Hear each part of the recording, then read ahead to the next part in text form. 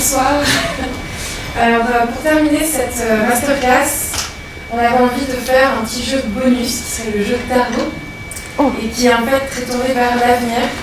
Et la première question, elle est forcément liée aussi à tout ce qu'on s'est dit avant. On a fait une grosse rétrospective de tout ton parcours. On a vu tes collaborations, on a vu le festival, les festivals, les concerts et toutes ces questions autour de ça. Comment vous voyez l'avenir de votre carrière aujourd'hui? Comment vous l'avez évolué? En tout cas, comment vous avez envie de voir les choses évoluer?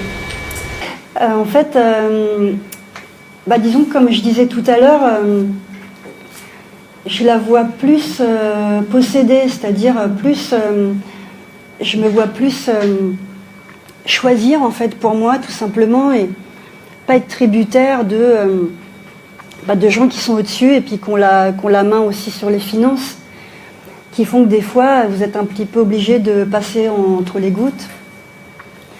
Et disons que encore une fois là c'est beaucoup de choix que je prends par moi-même. Mais disons que là par rapport à mon album, je suis en train c'est moi qui le finance, c'est moi qui ai réuni les gens avec qui je vais travailler et du coup c'est un peu un saut dans l'inconnu. En même temps,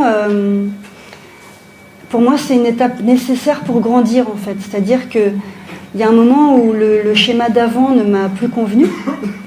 Et donc maintenant, le passage obligé, c'est qu'il faut grandir. Et du coup, des fois, ça fait un peu mal de pousser comme ça. Mais disons que pour moi, c'est une étape aussi qui participe de la créativité, donc que je trouve vraiment positive. Et justement, en parlant de créativité, on a vu que vous aviez fait l'album de Bossa Nova. Oui. Et comme vous devenez encore plus indépendante maintenant, est-ce qu'il y a des styles qui vous intéressent? Est-ce qu'il y a des choses vers lesquelles vous avez envie de vous tourner que vous n'avez pas encore abordées dans vos albums? En fait, on parlait du reggae tout à l'heure. Et c'est vrai que c'est une musique que j'aime vraiment énormément. Et c'est une musique qui a aussi cette spiritualité qui me touche beaucoup. Et disons que je pense que c'est un style que j'ai envie d'explorer, mais après, est-ce que ça mériterait d'être exploré sur tout un album? Je ne sais pas. Mais il y a un moment, pourquoi ne pas faire tout un album vraiment reggae roots? Mais en même temps, j'ai pas envie que ça sonne non plus trop comme souvent des groupes reggae français où ça confine trop à la chanson, quoi. Donc, s'il y avait un style que j'explorerais, que je voulais explorer, je pense que ce serait vraiment le reggae. Après, est-ce que sur tout un projet, je ne sais pas. Et dernière question de toute la masterclass. Est-ce qu'il y a un artiste sur cette planète, n'importe lequel, même passé ou disparu, un peu triste, avec qui vous rêveriez de faire une collaboration? En fait, j'adore le chanteur Eddie Vedder, donc de Pearl Jam. Je trouve que c'est un chanteur incroyable, qui a une voix incroyable et qui est habité. Et c'est vrai que si je pouvais chanter un jour avec lui, faire un morceau avec lui, faire un duo, ce serait génial. Ou alors Mike Patton, dans un autre genre, mais voilà, c'est un peu la même école quand même. Et donc voilà, c'est des artistes... En fait, moi je suis très touchée par les voix, donc c'est la voix qui me parle en premier, quoi. Donc je pense à eux tout de suite. Merci beaucoup. Merci. On va terminer cette masterclass avec quelques questions sous forme de portrait chinois, donc à réagir de manière très instinctive. Tout à l'heure, on a parlé de l'importance du son. Vous nous avez dit que justement vous étiez fasciné par cette immatérialité de la musique. Si vous étiez un son, lequel seriez-vous?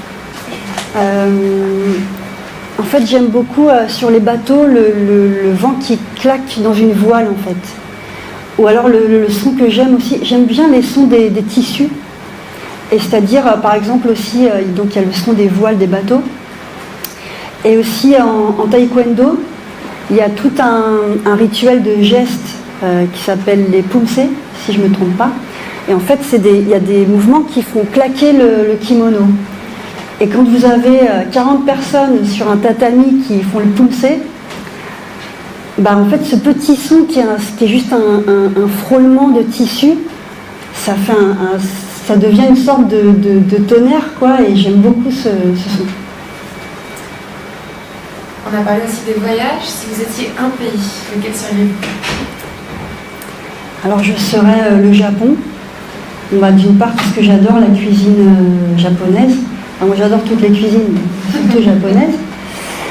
En fait j'aime le fait que ce soit une cuisine très saine et puis voilà, que ce soit qu'il y ait une esthétique vraiment très belle et puis le pays voilà, est magnifique. Le côté très respectueux avec parfois le côté protocolaire peut être un petit peu pesant, mais en même temps il y a une sorte de... Il y a quand même beaucoup de... C'est très apaisé. Et tout ce respect entre les gens, je sais pas, dans les relations humaines, il y a quelque chose quand même de très... c'est pas à la sauvage, quoi. Par contre, c'est un pays qui a l'air très très dur dans le travail, tout ça. Et après, voilà, les paysages, tout ça, c'est tout me... Et puis aussi, ce que j'adore, voilà, quand j'étais au Japon, ça qui m'avait frappé aussi, c'est...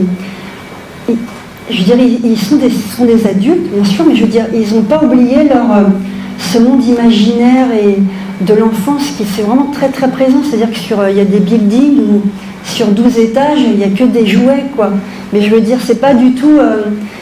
En France, on dirait, oh là là, il est resté un peu scotché dans son enfance. Mais pour eux, là-bas, c'est tout à fait toléré et accepté. Et c'est pas du tout c'est pas un truc qui est parti de travers, quoi. Si vous étiez une couleur je serais le bleu. Parce que j'adore le bleu, j'adore... pour moi, c'est la nuit, c'est la mer, Puis ça me fait penser à un tableau d'Edward Hopper que j'adore. Enfin, ouais, c'est une couleur qui m'apaise, en fait. Et justement, on parlait du bruit du tissu tout à l'heure, si vous étiez en textile. Alors, je pense que je serais de la soie. Parce qu'en fait, ce que j'aime beaucoup dans la soie, c'est qu'elle se réchauffe très vite à la température du corps. Et pour moi, c'est une matière qui est très, très sensuelle et qui est très proche de la peau, en fait. Et puis qui est légère, qui est délicate, et j'aime beaucoup. Si vous étiez un instrument de musique?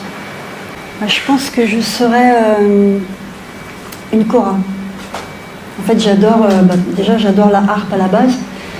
Mais la kora, pour moi, c'est ce son cristallin et je sais pas, c'est un peu dur d'expliquer pourquoi on aime les choses parfois, mais bon, déjà parce que j'adore la musique africaine, j'adore la musique mandingue, et donc il y a beaucoup de kora dedans. Et je sais pas, c'est un son qui me touche, c'est une musique qui me touche énormément et donc, comme j'aime la harpe et la musique africaine, je fonds les deux et j'en fais la kora. Merci beaucoup, Pauline. Merci. Alors, la différence entre les écoles de médiation culturelle et les boîtes de nuit, c'est qu'on ne peut pas faire d'after. Merci beaucoup, Pauline Croze, d'être venue.